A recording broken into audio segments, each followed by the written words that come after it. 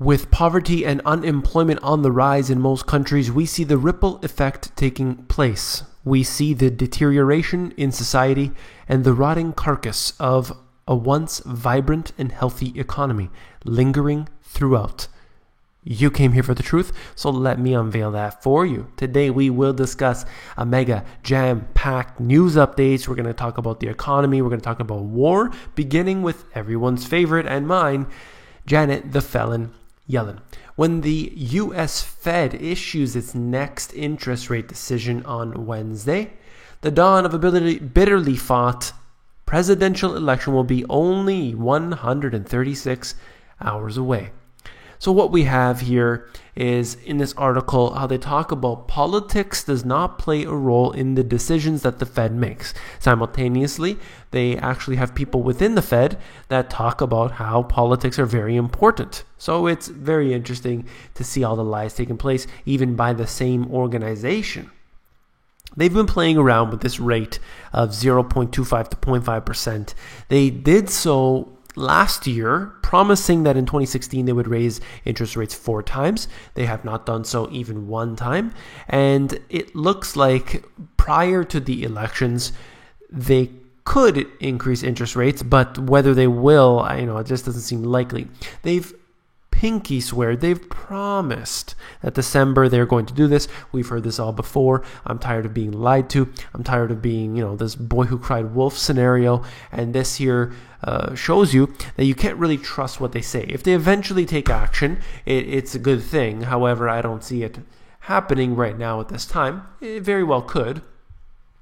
Moving on, we're looking at all the hacked emails. Hillary Clinton's just with all of these WikiLeaks that are coming out, we can see there's an endless supply of criminality going on.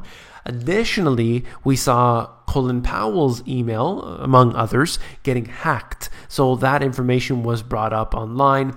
And the reason I mention this here is there's a lot of talk about conspiracy theories, a lot of individuals bringing up the involvement of certain politicians or high-powered people, and it gets dismissed.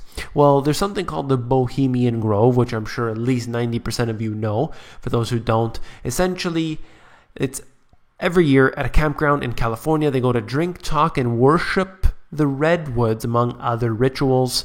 We have seen what they've done there. There's a lot of photographic evidence. And here they are actually mentioning the Bohemian Grove, talking about the committee approving an application or disproving an application for one individual. And then they actually said, which was interesting, I want to talk to you over the phone. I don't want to write it. And of course, they're worried, and so they should be. And also mentioning the Council on Foreign Relations, which is a public institution. However, it is sort of in its own way a secret society, and it has very high-powered people in it, and all of these individuals seemingly you can trace those connections of all of these secret societies and then their interconnection in with the government structure. So you have to think, if they are admittedly part of these organizations, whose side are they on? Right here, the number of migrants sleeping rough in the streets of Paris has risen by at least 1/3 since the start of the week when the jungle shanty towns in Calais was evacuated. And here you have one thing that's been happening all over the place, particularly in Europe, is that you have these immigrant flows coming in caused by a destabilization of the Middle East. You look at this individual right here. I mean, that face is just priceless. It is. Let's get a highlighter out here. All right. Perfect. Okay, that's better. China's ruling Communist Party declared its general secretary the core. Read this. The core of its leadership, elevating his already powerful status. A communique issued by top party leaders after a 4-day meeting called on its members to closely unite around the CPC Central Committee and making him the core. So right here, he has more power, it actually says in this article, than any other leader in China since Mao. They are quickly reverting back into that, but yet there is so much praise for all the freedoms that are seen there. I don't really see that. Instead, I see an iron fist. So let's move on. Venezuela's president, Nicolas Maduro, threatened on Friday to jail his political opponents if they follow through on their vow of launching legislative trial to remove him from power. So think about what this says.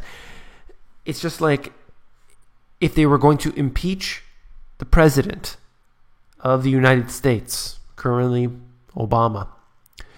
They say we're going to impeach you, and he says, okay, you're going to jail. That's exactly what's happened, and with every good reason to want to lock this guy up, to boot him out because of all the disasters that have been caused, and they simply consolidate further and further power, making things much worse.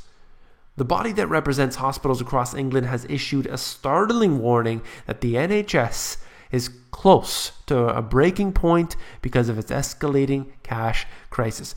The public healthcare system, whether that's in the UK, Australia, or Canada, is often seen as a model for how things should be run and how, quote-unquote, free healthcare should be. However, if you take it from my example, Canada, where you have supposedly such a great healthcare system, and even Trump mentioned it, where many individuals actually go across the border into the US to get particular surgeries or anything else, MRIs, because the waiting time is so atrociously long that it is not worth it. And sometimes in those cases, because of those delays, individuals can't get the treatments they need in time.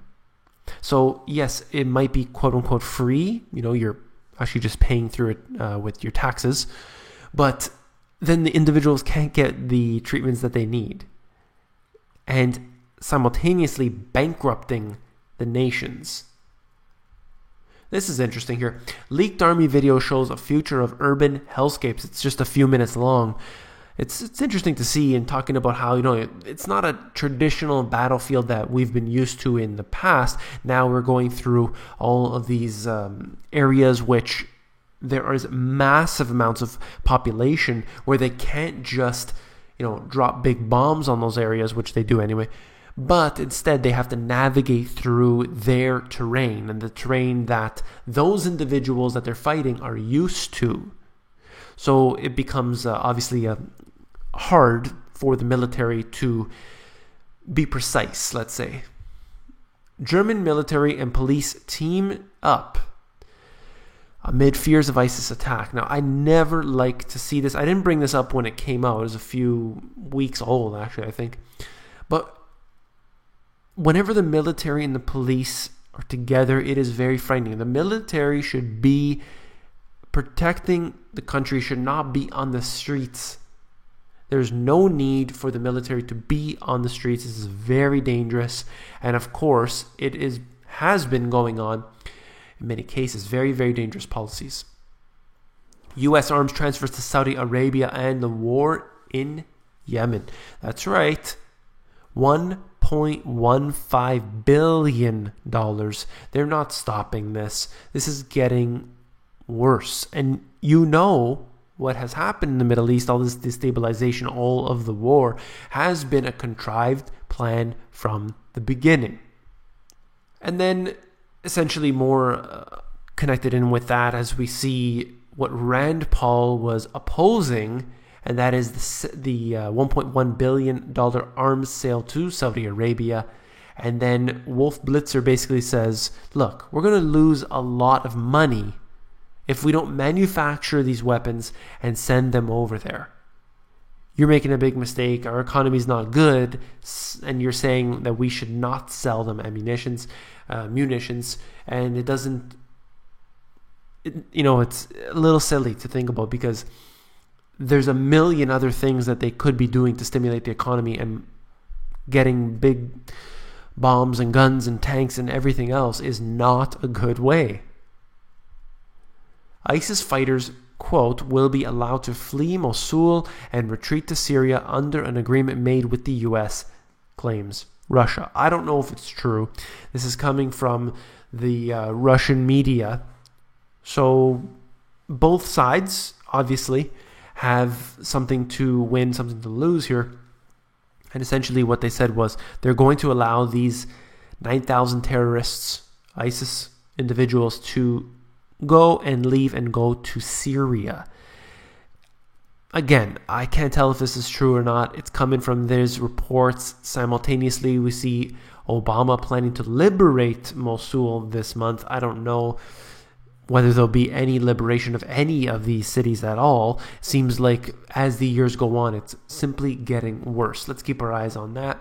And the man with the best hair, Justin Trudeau, Prime Minister of Canada, the Saudi deal, Canada has now become the second largest vendor of arms to the Middle East behind only the US. It's also the sixth largest arms trader in the world. So don't forget, Canadians, who we are dealing with. It's not just the US that's behind this. It's Canada. It's the UK as well, dealing to Saudi Arabia. Everybody is pumping up their friends while trying to seem on the outside that they're trying to do things to stop all of this war. But it is not the case. It is expanding, and the countries who say they are behind, trying to make everything all better, are generally the ones causing the problem. If you found this video informative, please give me a thumbs up. Last but not least, if you found the video informative, I know you'll find my book, The Money GPS, even more informative. If you want to look through the book, just go over to Amazon. They have a look inside feature, which will allow you to flip through the pages of the book and see if you like it. Take care.